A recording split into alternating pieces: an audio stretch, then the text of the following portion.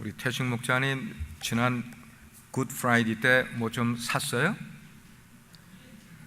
예? 그날 일했어요. 그래서 굿 프라이데이 때 전혀 뭐 산 거 없어요.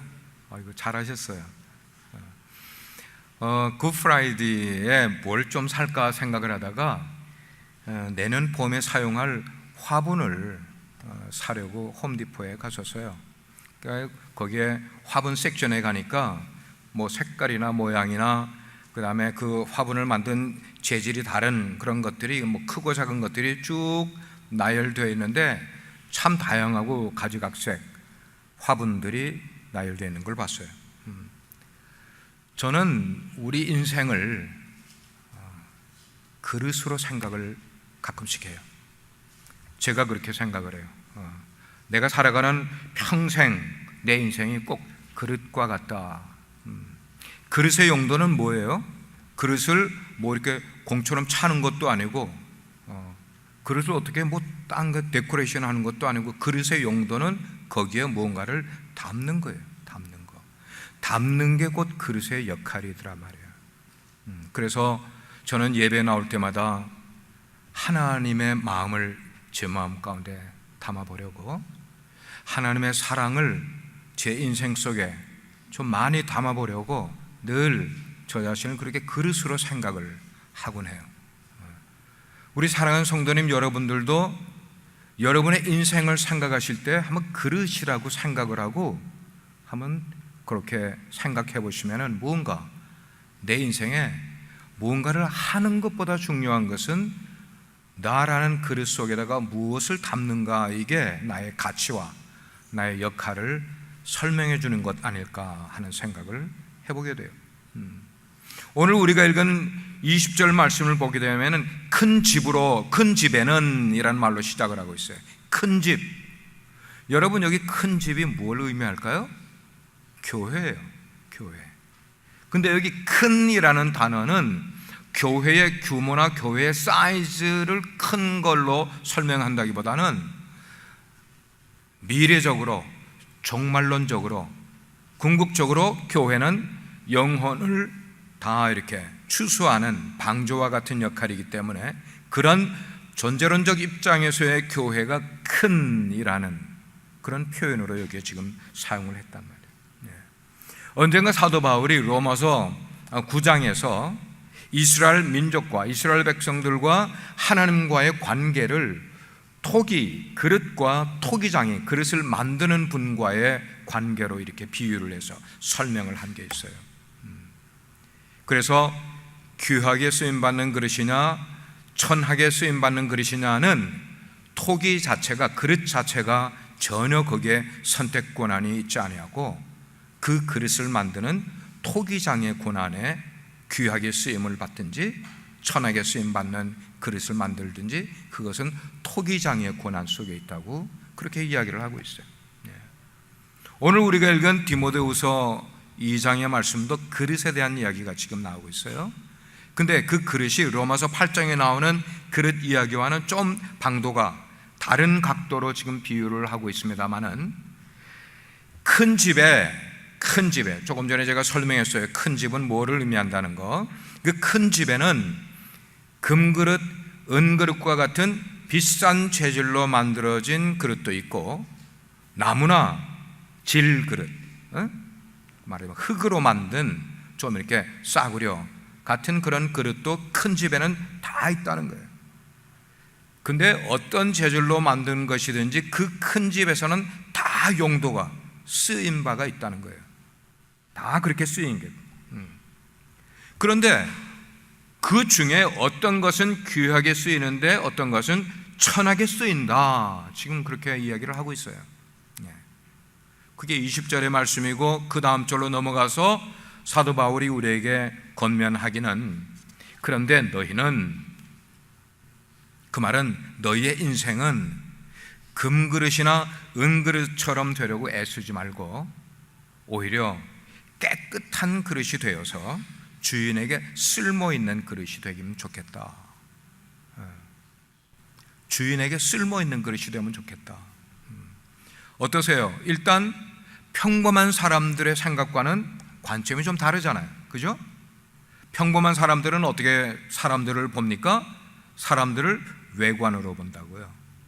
그 사람이 금그릇으로 만들어진 사람인지 은으로 만들어진 사람인지를 우리는 사람들을 외관으로 그렇게 보고 평가를 하게 돼요. 그러나 오늘 우리가 읽은 하나님의 말씀에 나오는 그릇의 비유의 핵심은 뭐냐면 그 그릇이 어떤 재질로 만들어졌는가, 소위 한국서 많이 유행하는 금수저인가 은수저인가, 지금 이게 중요한 것 아니고 거기에 이 비유의 핵심이 있는 게 아니라 어떤 그릇으로 어떤 재질로 만들어졌든지 상관하지 아니하고 그 그릇의 내면이 때가 묻지 않고 이물질, 나쁜 것들이 묻지 않는 그런 깨끗한 그릇인가, 이게 지금 포인트라는 거예요. 그릇이 뭐라고요? 우리의 인생.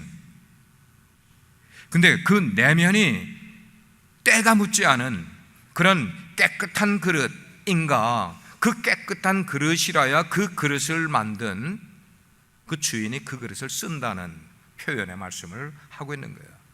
즉 하나님 나라의 일꾼, 좀 더 이 땅으로 이야기를 해서 교회를 다니는, 그러면서 하나님의 교회에서 일할 그런 일꾼들의 자격은 학력이나 그 가문이나, 한국 사람들이 많이 따지는 것, 금그릇이냐, 금수저냐 은수저냐, 그런데 문제가 있는 게 아니라 그가 하나님 말씀에 정말 순종함으로 흠이 없는 그런 내면을 갖고 있는 사람인가, 때 묻은 게 없이 살아가는 사람인가 하는, 거기에 지금 초점을 한다는 거예요. 여러분, 이것은 기독교의 가치관을 지금 이야기해 주는 거예요. 우리가 인생을 살아갈 때는 무슨 가치관을 가졌느냐에 따라 그 가치관대로 살아가는 거거든요. 우리 기독교는 어떤 가치관을 추구하는 종교이냐 할 때에 그 가치관을 이야기해 주는 게 이게 그릇 이야기예요. 그릇 이야기. 제가 21절을 다시 한번 읽어 드릴게요.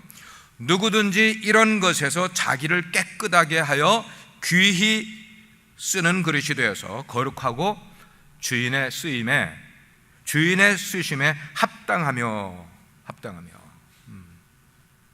교회는 각양각색의 사람들이 다 모여든 공동체 아닙니까? 한국 사람만 아니에요. 외국 사람들도 오고, 한국에서 우리의 출신도 다르고, 우리의 학력도, 우리의 가문도, 성품도 다 다른 각양각색의 사람들이 함께 모여서 생활을 해요. 근데 그 가운데는 어떤 분들은 정말 성품이 좋은 분들 계셔요. 사람들이 그와 가까이 하고 싶어하고, 그냥 가까이서 그냥 이 얘기만 나눠도 참 좋은, 부담 없는 그런 성품, 좋은 인격을 가진 그런 분들, 그리고 교회에서도 자기의 위치에서 흐트러지지 아니하고 자기의 맡은 역할 충성스럽게 감당을 하고 그런 성도들이 계셔요. 얼마나 자랑스러운지 몰라요. 근데 그렇게 모여있는 공동체들 가운데는 망령되고 헛된 말로 공동체의 분위기를 확 흐려놓는 사람도 있어요. 어떤 사람은 거짓말로 사람들과 사람들 사이를 이간질하는 사람도 있어요. 이간질하는 사람이 있는가 하면 그 이간질에 꼬여 넘어가는 사람도 있어요. 각양각색의 사람들이 함께 모여서 사랑하는, 생활하는 그런 가운데 이런 사람들이 있단 말이에요. 그러므로 누구든지 이런 사람도 있고 저런 사람도 있는 가운데서 그가, 어떤 사람이 진리에 바로 서서 사람들의 유혹에 휘둘리지 않는 사람은, 어떤 사람이 휘둘리지 않느냐? 하나님의 진리의 말씀이 꽉 차 있는 사람. 그의 생각 속에는 하나님의 진리가, 말씀이 늘 자기의 생각, 그래서 그 생각이 자기의 태도로 나타나게 되고, 그 태도가 자기의 습관으로 나타나고, 그 습관이 자기의 인격으로 나타나는 그런 삶을 살아가는 사람들은, 사람들이 무슨 말을 하고 이런저런 거짓말을 해도 그런 유혹에 넘어가지 아니하는, 그걸 우리는 뭐라는 거야? 진리 위에 기초를 두고 세워져 있는 그런 신앙. 그런 사람은 그 그릇을 만드시고 그 그릇을 사용하기 원하시는 그 주인에게 선택을 받는 거예요. 뭘로 선택을 받아요?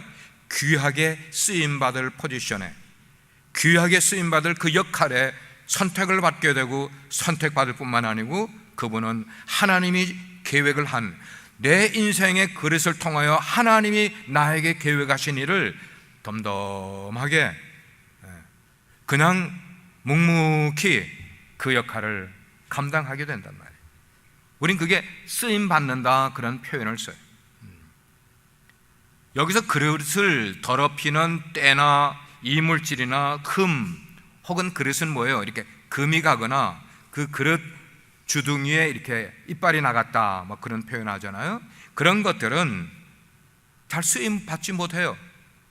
손님을 대접을 할 때, 아니 우리 식구들이 밥을 먹는데도 그릇 속이 지저분하거나 때가 묻어 있는 그릇을 누가 우리 식구들 밥을, 반찬을 거기다가 담아 먹겠어요? 담아 먹지 않아요. 안 써요. 그거는 설거지통에 더 기다리게 만들 거예요. 이거는 뭘 의미하는가? 그 속에, 그릇 속에 이게 때나 흠이라는 게 그게 무언가? 물론 가장 먼저는 우리 기독교 윤리에 맞지 않는 비윤리적인 행동 양식도 말하겠지만, 뿐만 아니고 우리의 신앙이 세속화된다는 거예요. 세속화되는 게 아니라 뿐만 아니고 자기 합리화시키는 신앙생활. 요즘은 성도들의 타락의 모습이 비윤리적인 그런 모습보다는 신앙의 세속화의 모습이나 자기 합리화를 시키는 신앙의 모습이 더 많은 것 같아요. 예를 들면 이런 거예요. 어느 성도가 계신데 그 성도가 지금 전혀 신앙적인 삶을 살고 있지 않아요. 근데 가서 이제 물어봐요. 요즘 어떻게 지내시냐고. 그 말은 어떻게, 요즘 신앙생활 어떻게 하십니까? 그러면은 대답을 하실 때 아무렇지도 않은 것처럼 나는 괜찮아요. 그의 실제 삶은 전혀 신앙적인 삶을 살아가지 않는데도 나는 괜찮아요, 괜찮다. 그 괜찮다는 말은 하나님 앞에 볼 때 거짓 대답하는 거잖아요. 그죠? 거짓 대답하는 거잖아요. 그런 대답을 나올 수 있는 사람은 그 속에 지금 성령께서 전혀 역사하지 않고 계시다는 거예요. 성령님이 역사하시면 그런 말로 대답을 할 수가 없을 거예요. 오히려 뭐라고 대답할 수 있어요? 아, 정말 내 마음은 신앙생활 열심히 하고 싶은데 그렇게 하지 못해서 늘 죄송한 마음 갖고 있어요. 하나님께 회개하는 마음 갖고 있어요. 차라리 그런 대답하면은 그 성령이 워킹하고 계시는 거예요, 그분 속에. 근데 그런 대답이 아니라 난 괜찮아요, 얼굴색도 하나도 변하지 않고, 그렇게 대답할 수 있다면 그것은 아니라는 거예요. 거짓이라는 거예요. 자기가 자기 인생의 주인이 된 사람은 그렇게 말을 할 수 있어요. 왜냐하면 성령님이 주관하시는 게 아니고 예수님이 내 인생의 주인 노릇 하시는 게 아니라 내가 나의 주인 될 때는 I don't care 그 말이에요. 지금 나는 괜찮아요 그 말은 신앙생활 I don't care 그 말이거든요. 사랑하는 여러분, 우리가 염두에 둬야 될 게 있는데 그것은 주인의 쓰심이라는 단어입니다. 주인의 쓰심. 우리가 세상에 나올 때는 하나님이 하나님의 마음에 어떻게 저 사람의 인생을 쓰시려고 하는 그 주인의 쓰심이 있다는 거예요. 그걸 깨닫고 사는 사람은 사명을 가지고 살아가는 사람이 되는 거예요. 목회자만 아니고요, 선교사만 아니고요, 우리 모든 사람들이 내가 그릇으로 만들어진 이 그릇에 나를 만드신 분의 그 쓰심에 합당하게 내가 살아가는 그런 삶. 제가 홈디포에 가서 내년에 어떤 플랜트를 심을지를 생각지 않고 이 그릇 저 그릇 내가 마음대로 살까요 안 살까요? 저는 그렇게 안 사죠. 홈디포에 가서 화분을 살 때 내년에 이 화분에는 어떤 플랜트를 심을지를 용도를 생각을 하고 내가 그 화분을 산단 말이에요. 마찬가지예요. 마찬가지예요. 하나님께서 우리 인생을 하나님의 공동체인 교회에 두실 때에는 그릇을 필요로 하시는 그 주인, 그 하나님께서 그 일꾼을 무엇에다 쓸지를 생각을 하면서 그분을 임명을 하고 그분을 하나님의 일꾼으로 세우게 된다는 거예요. 그렇습니다. 교회에서 일꾼으로 세울 때는 그 일꾼을 어떤 용도에 쓸지를 생각을 하고 교회에서 세우는 거예요. 그것 아니라면은 홈디포에 가서 화분 섹션에 가서 아무 생각 없이 나는 돈이 있으니까 이것도 저것도 카트에다가 주워 담고 갖고 나와서 집에 갖고 갔는데 뭘 심을지를 몰라 그냥 놔두는 거, 그거 똑같은 거. 나를 향한 하나님의 계획이 있음을 믿으시기를 바랍니다. 왜 그렇게밖에 대답을 못 하세요? 여러분 각자를 향한 하나님의 계획이 있음을 믿으십시오. 여러분 땅콩 제가 예를 들려고 제 목양실에 땅콩 이 캔이 있었는데 기도원에 갔다 왔더니 제 아내가 그걸 싹 치워버려가지고 땅콩이 없어졌어요. 여러분 땅콩 한 가지로 만들 수 있는 상품이 몇 가지 정도일 것 같아요? 우리 장원순 집사님, 땅콩으로 만들 수 있는 상품이 한 몇 가지 정도일 것 같아요? 그래도 한번 개수 한번 해보시면, 일부 예배 때 어떤 분에게 여쭤봤더니 15가지 정도라고 대답을 하셨는데 장 집사님 한 몇 가지 만들 수 있을 것 같아요?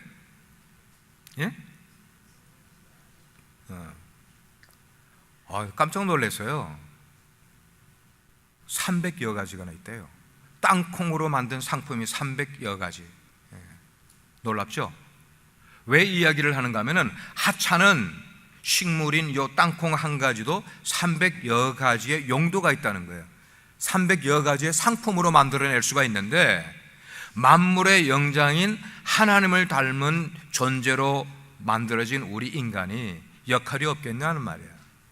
이해가 되십니까? 역할을 하면 한 몇 가지 역할을 할 수 있을 것 같아요.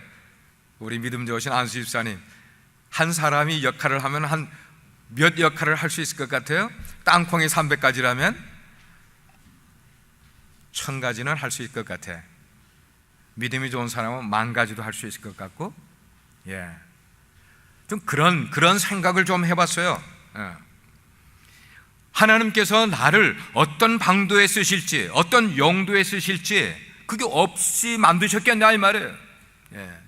그걸 물어보는 거야. 인생에서 하나님, 저를 하나님이 계획하실 때 어떤 용도로, 어떤 방도로 쓰시려고 저를 만드셨어요? 제가 그거 알고 싶어요. 궁금해요. 그걸 알면은 제가 하나님 나라를 위해서, 교회를 위하여 더 유익한 존재로 쓰임받을 수 있을 것 같은데요. 우리가 교회에서 뭐 집사를 받느냐 뭐를 받느냐 이 재직이 되는 거 안 되는 게 중요한 게 아니라 하나님이 나를 어떤 용도로 쓰실지를 하나님께 질문해보는 질문이 훨씬 더 중요한 것 같아요. 하나님께서는 나를 어떤 용도로 쓰시기 위해서 만드셨을까? 귀하게 쓰임받기 위해서 나를 어떻게 해야 될까? 오늘 성경은 말씀하기를 우리가 그러면 우리 그릇을 만드신 주인인 바로 그분께서 우리에게 어떤 때에 우리를 귀하게 쓰신다고 성경은 말씀하고 있어요? 깨끗하게 하면, 단지 그거였어요. 너희가 너희의 내면을 깨끗하게 하면 내가 너를 귀한 용도로 쓰게 되겠노라. 그러나 반면에 그런 귀한 그릇으로 쓰임받지 못하는 그릇은 어떤 그릇일까 하는 거예요. 때 묻은 그릇이잖아요.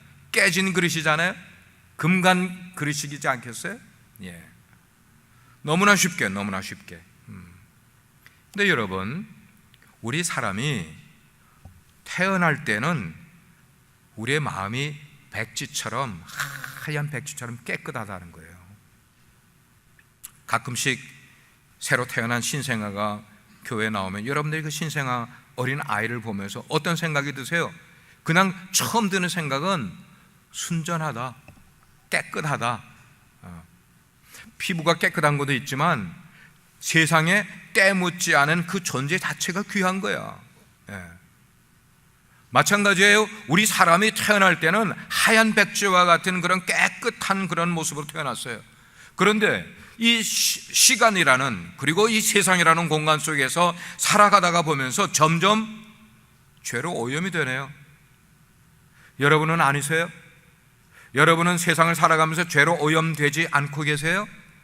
아니, 보니까 전에는 굉장히 10년 전에는 순수한 성품을 가졌던 분도 10년이 지났는데 왠지 모르게 세 속에 때 묻어가는 모습이 보이니까 실망되잖아요.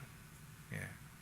전에는 굉장히 성품이 온순했던 그런 분인데 10년, 20년 세월이 지나면서 왜 그분의 성품이 거칠어져 가는지 모르겠어요. 예. 전에는 정말 진실 그 자체로 보였던 그런 사람인데 시간이 자라면서 그 사람 속에 거짓이 자라고 있는 모습이 눈에 띄는 것은 웬일이에요? 예. 웬일이에요? 우리가 인생을 살아가 보면서 무엇을 가장 지키기가 어렵던가요? 우리가 인생을 살아가면서 무엇을 가장 지키기가 어렵던가요? 뭘까요? 집이에요?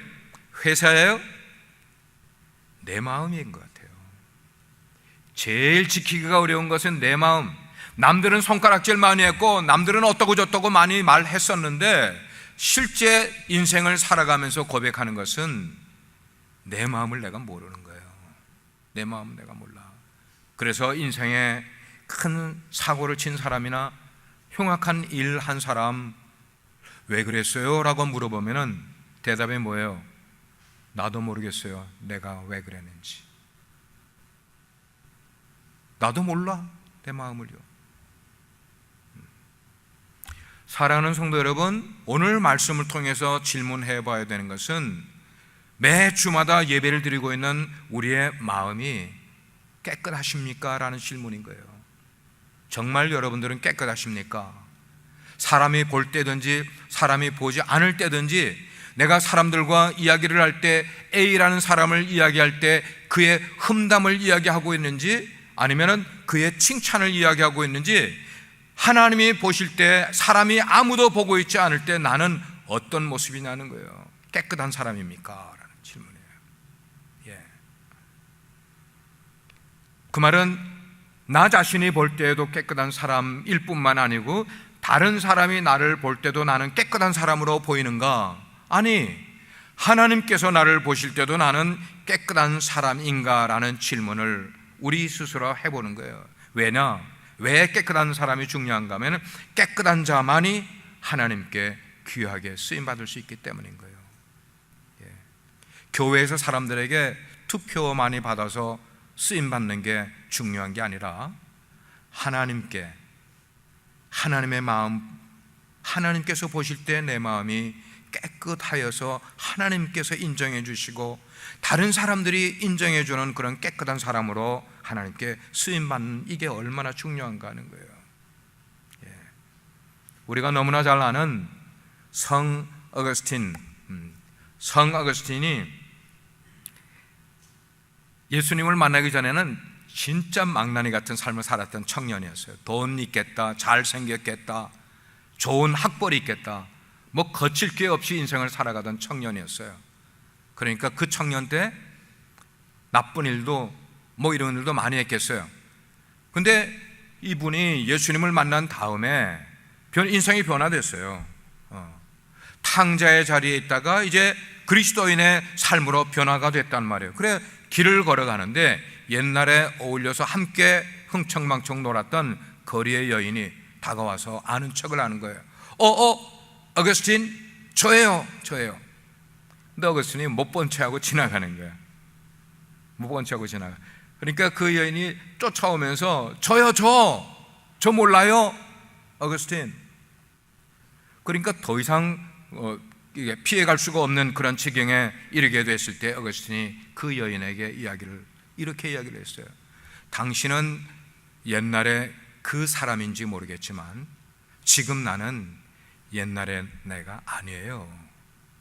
저는 새 사람이 됐어요.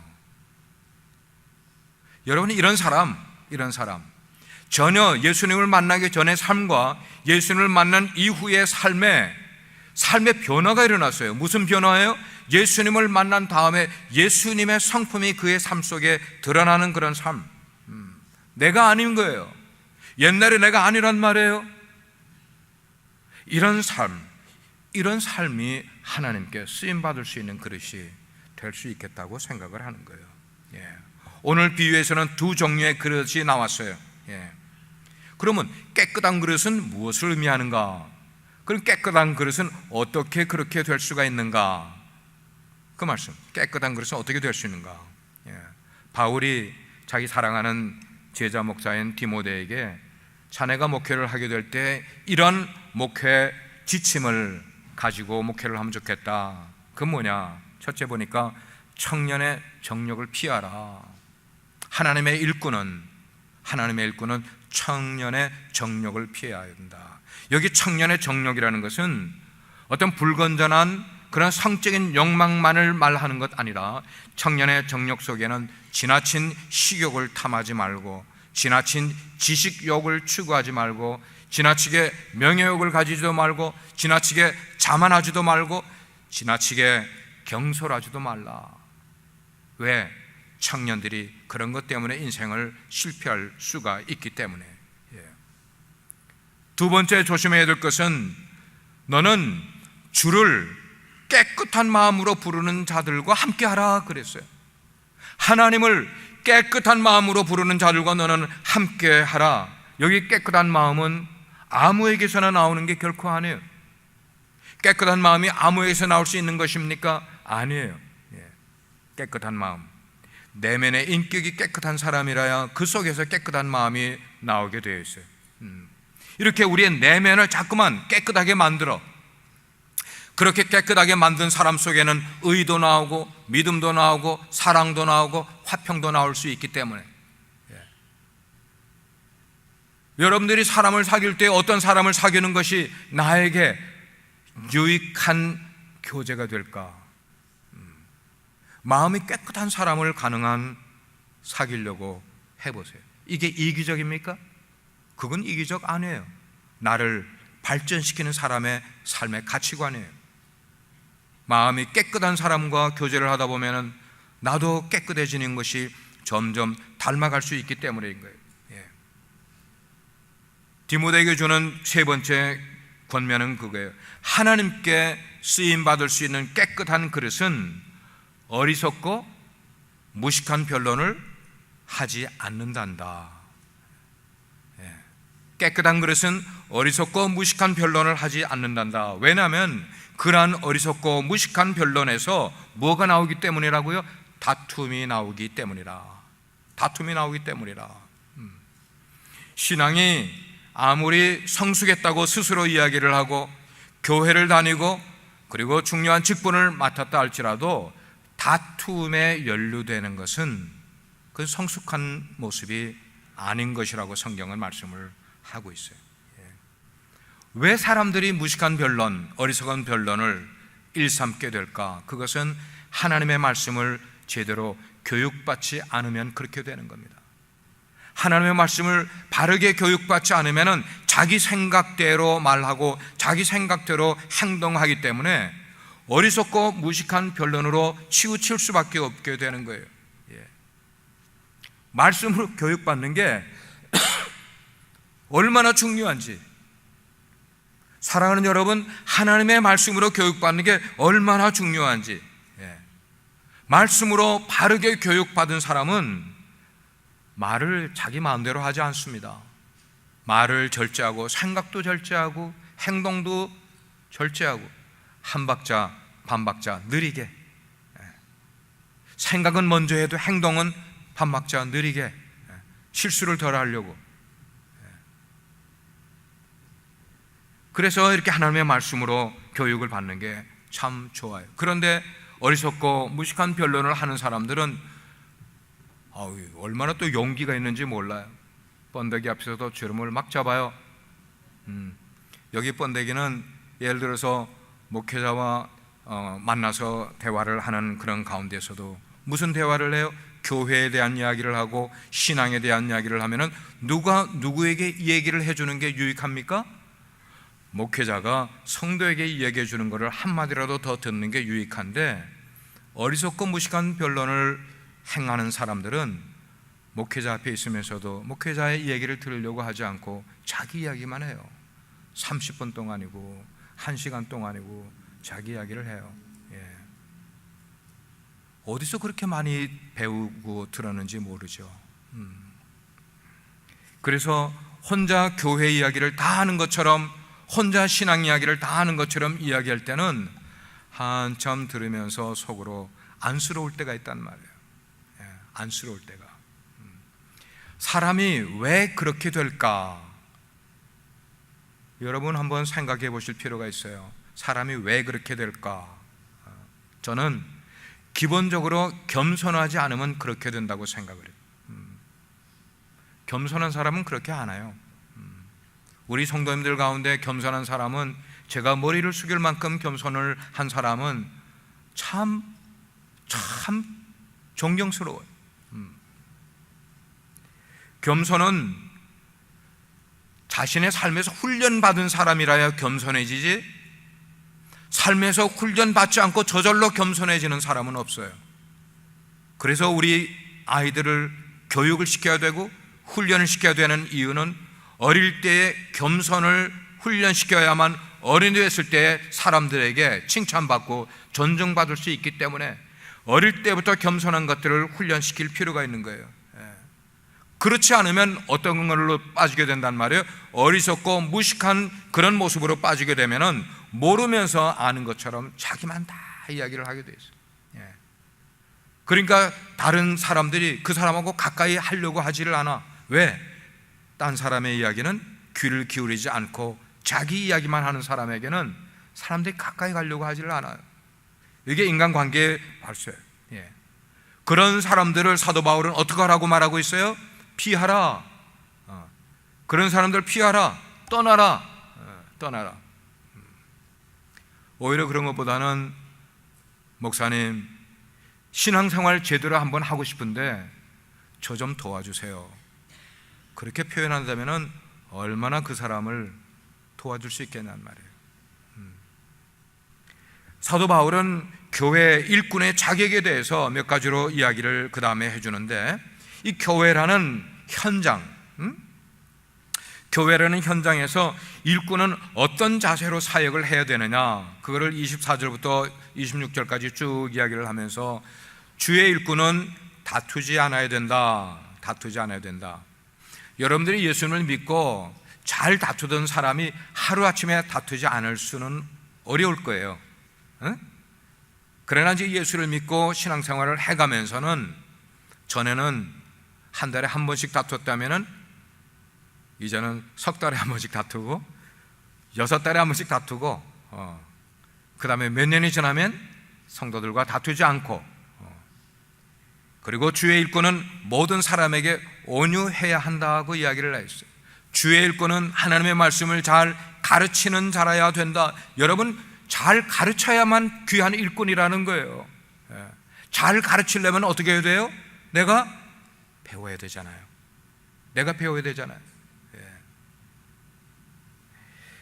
그리고 교회 내에서 하나님의 일꾼들은, 주의 일꾼들은 참을성이 있어야 된다. 인내하는 사람이 이래야 된다. 뿐만 아니고 교회 일꾼은 교회를 반대하고 그리고 거역하는 사람이 있다 할지라도 그런 사람에게 온유함으로 훈계할 수 있는 그런 사람, 온유함으로 훈계할 수 있는 그런 사람. 사도 바울이 왜 이렇게 교회의 일꾼들을 자격에 대해서 이렇게 언급할까? 그 언급하는 이유는, 교회의 일꾼은 하나님 나라의 복음을 전하는 일꾼으로 선택을 받은 것이지, 언쟁하라고 그리고 싸움하라고 그것 때문에 부른 게 결코 아니기 때문에, 일꾼은 정말 그런 일에서 바르게 해야 된단 말이에요.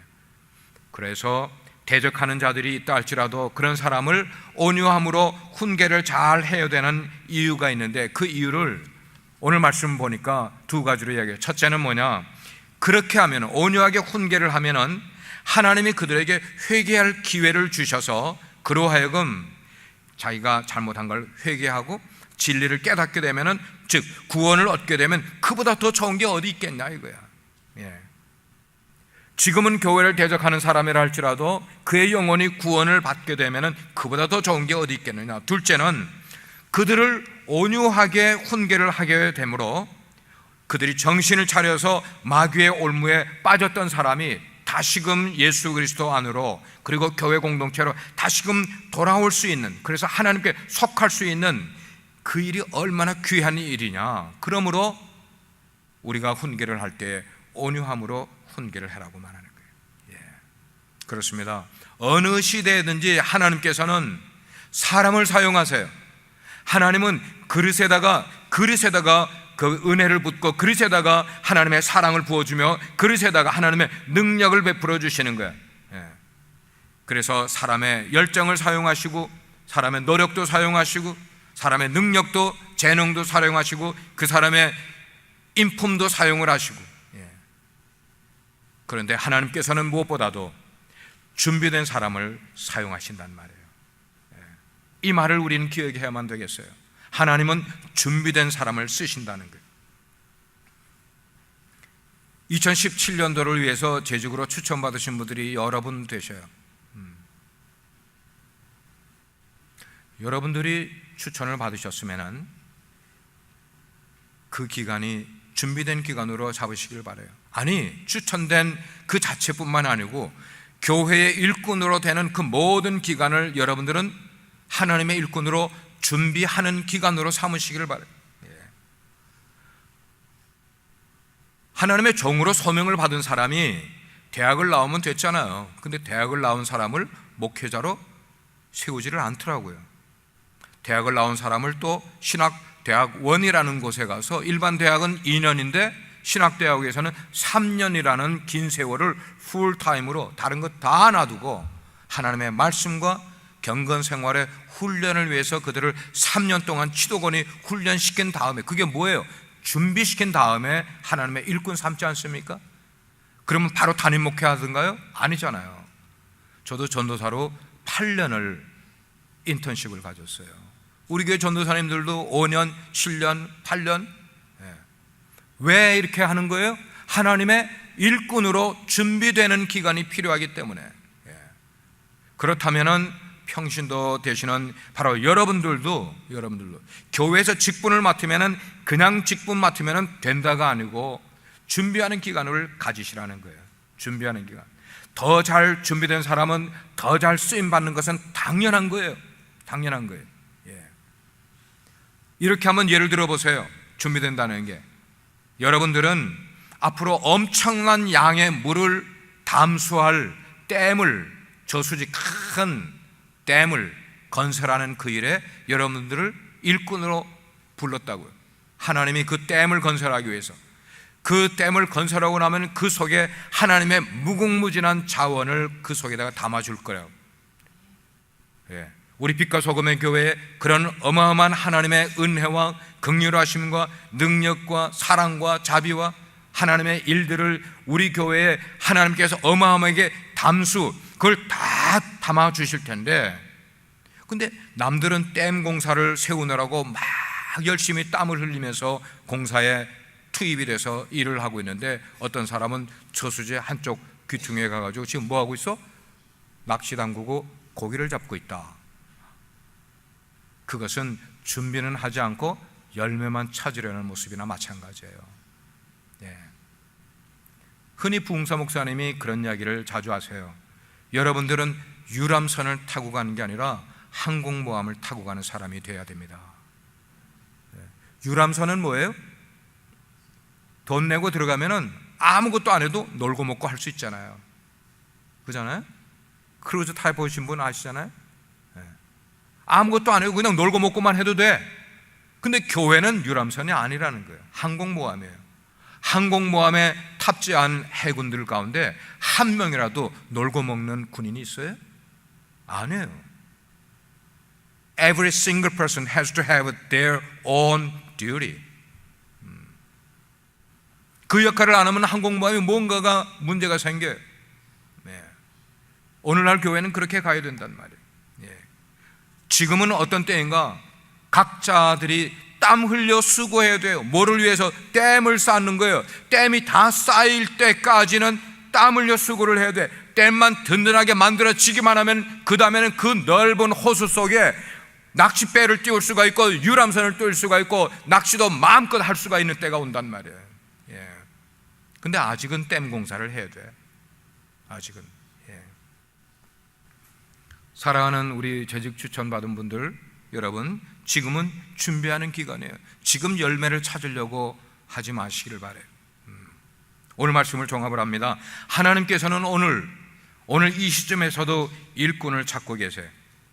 여러분 한 분 한 분은 하나님께서 그렇게 쓰실 계획을 가지고 만드신 하나의 그릇이라고 생각하시길 바라요.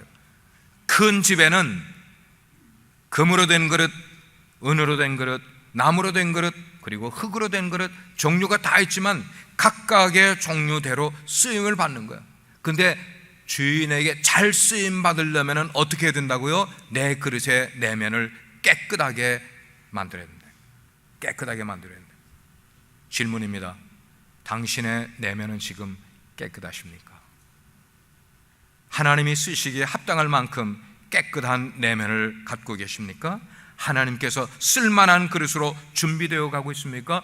준비된 자만이 하나님께서 쓰신다고 말씀을 하고 있어요.